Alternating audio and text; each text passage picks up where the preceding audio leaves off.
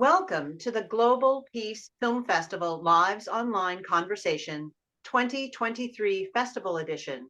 Please join me, Kelly Devine, the Artistic Director, and Nina Strike, the Founder and Festival Director, in conversation with the filmmakers Christine Kane and Irene Pons, who are here to talk to us about the film Crosses in the Dust, which you can see as a part of the upcoming 2023 programming.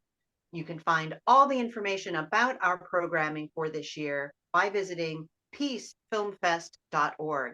And now let's welcome Christine and Irene to the conversation. It's so great to have you with us and to have you back with another film. Thank you. It's great to be back. Thank you for having us. Thank you. Hi, Christine and Irene. And yes, we had the first film in this, and this is actually a follow-up film to the first one that we had a couple of years ago. So can you tell us a little bit about the film and also describe each of your roles in the making of the film? Sure. So I'm the director of the film and a producer. And in this film, we travel with Dr. Pons, with some of her students, to work with humanitarian aid organizations that operate in and around Tucson, Arizona. And whereas the previous film, we were interested in, what's happening on the other side of the border, migrants who are waiting and being denied entry. This is looking at migrants who are faced with a really impossible choice of having to cross the Sonoran Desert, which the U.S. government has included in a policy of prevention through deterrence, thinking that no one in their right mind would, ever cross this desert so deadly. But since 1998, over 8,000 migrants have died crossing the Sonoran Desert, and it's really tragic and heartbreaking. And in this film, we look at the many humanitarian aid organizations who give migrants a fighting chance, basically. And Irene, do you want to speak a little bit about, your involvement with this particular film? Sure. So this idea came about because my idea has always been to kind of cover every single state that borders US and Mexico. And so it's been like a series, and we've tried to go to every single one. We've been to California, Arizona. And so going to Arizona was just a natural thing that I wanted to kind of introduce into the next film, because it's a place we hadn't discovered with my students, hadn't been able to explore. And so those relationships were really important to figure out. When you think of the borders, some people don't know the difference or the distinctions, and they think of the border as just everything's the same. And it really isn't. When you go to these different towns across the border, and the cities and the migrants and the helping organizations, the nonprofits, they're all different. We have the same collaborative mission, but the way they service is completely different.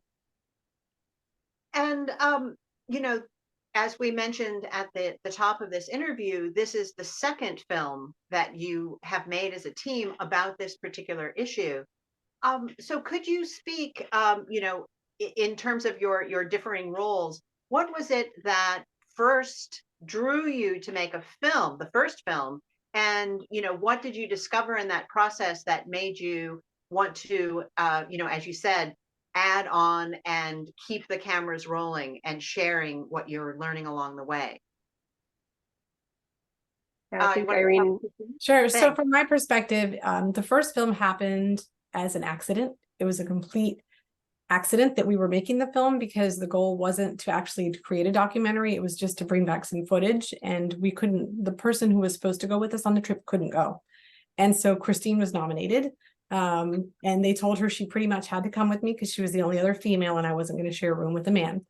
And that's how the duo kind of came about. And when we came back, we never expected to have as much success with that documentary, that we figured that this was an important topic, that people were taking notice. And so I said, let's keep this alive. Let me see what else we can come up with, because the students tremendously enjoyed the process, enjoyed what they learned, and really evolved and changed to go on to career paths that they would have never endeavored to do had they not seen this film. Yeah, it started as, Dr. Pons can only take 4 students on this trip. How do we make this accessible for, the hundreds of other students that are in her online course? And so being on the ground there, finding out what an important story this was and what we were discovering and filming, at that point we thought maybe this needs a wider audience than just her online course. And Irene, both you and Christine have talked about the importance of covering this particular topic, and not just with immigration, but with, unfortunately, too many complicated issues. The public often, if they don't have direct experience, are given a rather simplistic way to look at any of these policy issues. And so, Irene, could you talk a little bit about, especially given your background, how important it is for people to understand the complexity and the nuance of these issues? For me, it's a personal story, and that's what I've been able to garner to create that emotional aspect that's lacking from the media and from seeing something that's so black and white and cut and dry, and adding human element. Nobody, in my opinion, right, should turn their eye to a mother whose child died while they were crossing, or whose husband was decapitated in front of their eyes. So once you can hear those stories, I hope that it brings people to empathy and to understanding, so that everyone should have a voice. And migration is completely legal. So why are people being punished? Why are these tactics being used? And then to understand the policy behind it, because there's good and bad in everything that we do. And Christine, how have you approached, this very complex issue, in the way that as a producer and a filmmaker that you have, from film to film?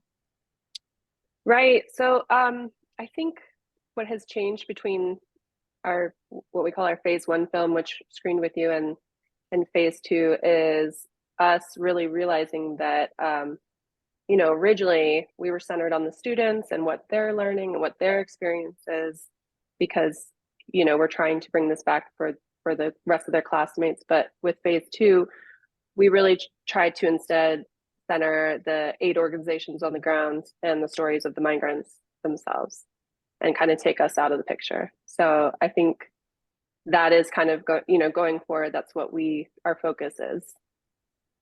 Well, centering the 8 organizations is a great segue to, connecting why we were so, eager to program your first film, A Break for Impact, and why we are so glad that we can share this film, Crosses in the Desert. Right.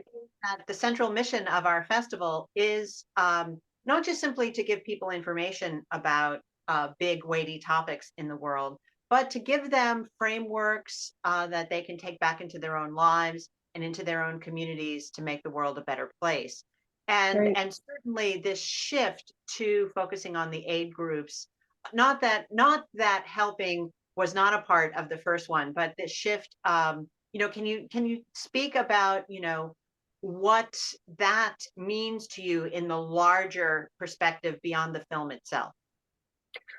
Sure. So I think, while it's important I think it has always been important for these students to experience these things. Like Dr. Pons said, it has changed some students' entire career path. But what I see is what has really affected me and really made an impact on me personally is seeing how many people are giving up their time and money and just doing everything they can, putting everything they can into these aid organizations. And they're the wheels that are turning these organizations. They're the reason they're able to do what they're able to do. And I think just getting that word out so that people know, you can donate to help them. You can donate with your time.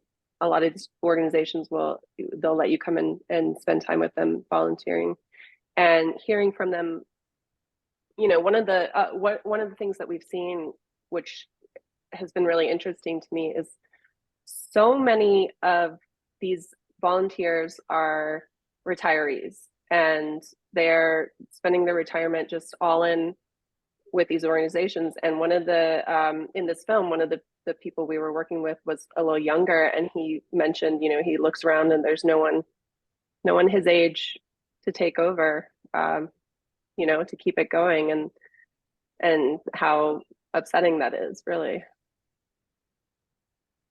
And Irene? I mean, the goal is to kind of create that next generation and to instill, people have the drive and they have the want. And so if we can provide the knowledge and information for them to go out and see how they can help and make that impact. I know many times in situations like this, when we're facing disasters and immigration, migration, policy, just everything that's involved with it, you feel helpless. You feel like maybe your voice isn't heard, your vote doesn't count. But by showing the impact that just one person can make, and this is the film that's focused on Alvaro Enciso, this amazing art installation that he's doing that's of the secular nature. It's the biggest art installation in the world, and how he just does this one cross at a time by honoring the lives of those who have died and placing those crosses at GPS coordinates. That's what he does. And what we can do is support him by going out and telling others about what he's doing and the work that he's accomplished, supporting him financially with our time and honoring those who've passed. That's really lovely and so important. And what an important message that every little bit that one of us can do, that each one of us can do, makes that kind of difference. And that's something that we like to tell our audiences with all the films that we program. So how can people watching this or listening to this interview, how can they support the work that you're doing, and also and the work of these organizations, and also what's next for you? Is there a third film in this series coming? Yeah, so we have a link on our website for phase 2. So that's Arizona, and in that we describe the work that we did, and there's a link to each of the aid organizations. And I would say, if you want to learn more about the work they're doing, if there's one of them kind of spoke to you and you'd like to donate, you can go to that site and it'll link to their page. So, and then as far as what's next, like Dr. Pons said, we're trying to get a snippet of what life is like in each of the states that border Mexico. So phase 3, we are in post-production on, and that was in California, specifically in Tijuana. And so that was more in-depth. It was a more in-depth look at at different shelters, who's in these shelters, what are the problems they're facing crossing. And we looked at 3 different shelters in particular, one being a LGBTQ specific shelter, one being for Haitian migrants. And just that was probably the most eye-opening out of all of these, seeing what they're having to go through and what the politics are on the Mexican side of the border as well, just in response to the US government's policies. And Irene, do you have anything to add? I don't know what's next. We just keep going. So wherever God takes us, I tell Christine, I'm like, sometimes I feel like the project is done. I feel like we've completed our mission. We just returned from El Paso for phase 4, and we've been invited to go back. We'll be showing our film there as well. And I don't know, but I'm just going to keep doing the work because I know that's what I'm called to do. And I know that it's important to shed light on these topics. So whatever it is that I'm doing, if I can give people a glimmer of hope and a way to help, then that's what I'll keep doing. Well, that's a wonderful message to end on. And thank you both for your work. It is much needed and much appreciated. So thank you very much.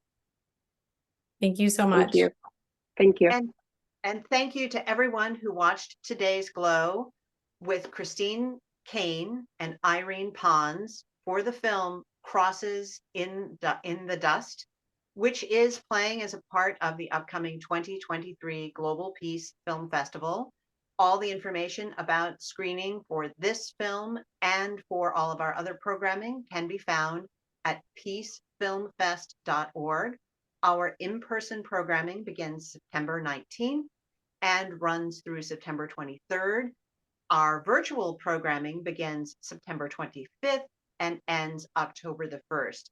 And as Christine and Irene mentioned, if you want to learn more, if you want to support the aid organizations, the website that you see up, abreakforpeace.com/the project/phase-2 can lead you to all those resources to support the aid organizations that you will learn about in watching the film.